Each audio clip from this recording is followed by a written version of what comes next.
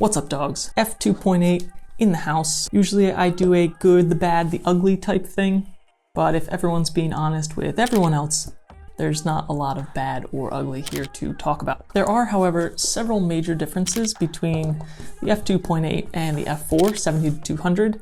So let's talk about build, performance, and elephant in the room.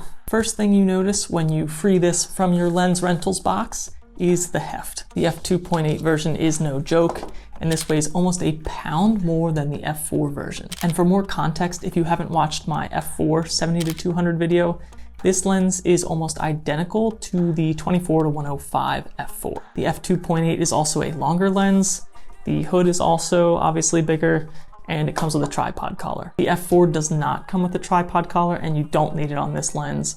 This one you will use if you're going to put it on a tripod. I don't like having it on there if I'm only shooting handheld, but if there's a chance I'm going to pull out the tripod, you want to mount here and not on your camera body, given the weight, I would think. Now, when I was shooting, I put one plate on the collar mount and another on my body, so I could still hang the camera normally from my shoulder strap. You've got all the same switches here, same off-white color, weather sealing, just about the same zoom extension, and this also uses 77mm filters. They both seem to zoom from 70 to 200 in about a quarter turn, but even if it's only psychological, that feels faster and more manageable on the F4 version.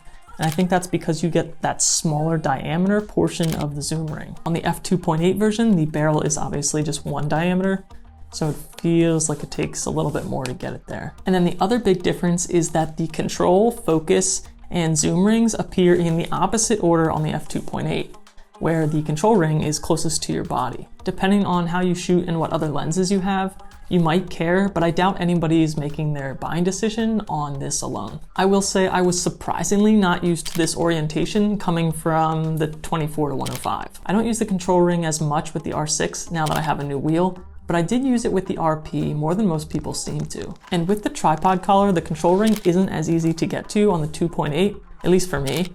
And that was especially true when shooting in winter with a gloved left hand. After using both side by side, I have a strong preference for the F4, given the size, weight, and my familiarity with the layout. If I tried to imagine doing longer hikes with the F2.8, my shoulder starts to hurt just thinking about it.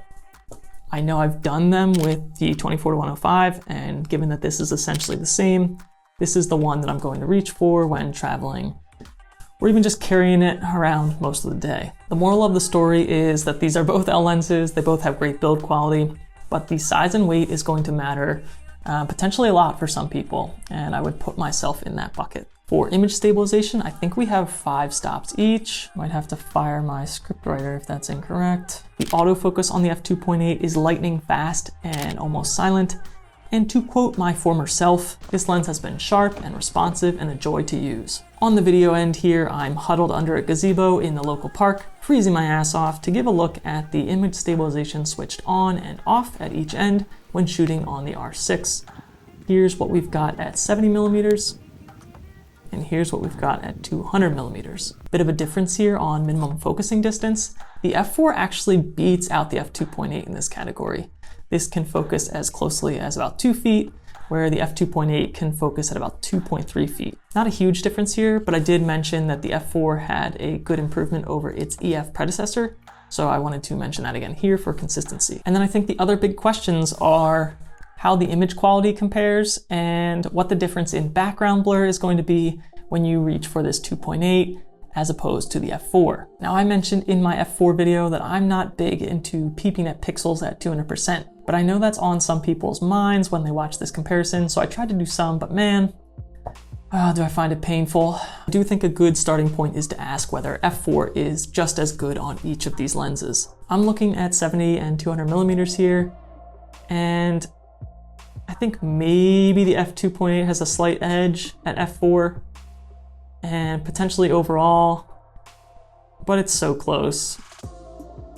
Assuming the difference is almost negligible, I think the next big question is, what are you getting with the F2.8 that you obviously only have here on the big boy? The difference in light isn't insignificant, but I think if you're shooting landscapes with these lenses, if you're shooting street, if you're shooting subjects that are mostly still, the image stabilization in the lenses themselves and potentially in your camera body That's gonna be what does the heavy lifting in terms of keeping your ISO appropriate. This is where if you are shooting weddings, if you are shooting indoor venues, if you're shooting indoor sports, this f2.8 is going to allow you to keep your images a little bit cleaner, or it's gonna let you increase your shutter speed so that you can get that same quality, all else equal for any given ISO. And the difference in blur is obviously less noticeable at the longer end here for the same reason that you can obliterate anything behind your subject when shooting even f11 on an 800.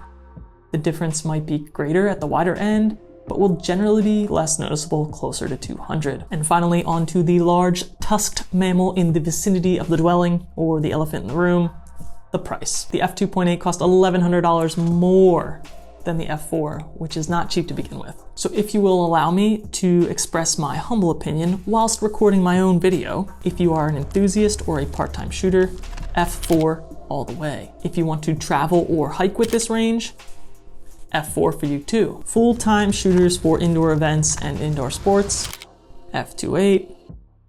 Unless you're weak like me, in which case F4 again. But the price here won't scare the pro crowd as much, I suppose. For enthusiasts and semi-pros, my thing is this: there are so many other great native RF lenses that you could get with that differential in price. Instead of the f2.8, you can get the F4 70-200, and you could open up a whole new world for exploring photography by getting a macro or a super zoom and still have money left to pocket. At the time of this recording, the F4 is just recently shipping, and there aren't tons of third-party native RF mounts. As the RF line matures, we probably will have F4 and f2.8 70-200 competitors, which will make for more interesting image cost comparison videos and decisions. But until then, no matter which of these two lenses you pick up, you can rest easy knowing that you're getting the highest quality glass available at this time. My name is Dan Joshua, and if you want to support me in making this kind of content, toss a like, or consider saving yourself $25 on your first order from lensrentals.com. Both of those actions are helpful, but one of them is obviously much more fun.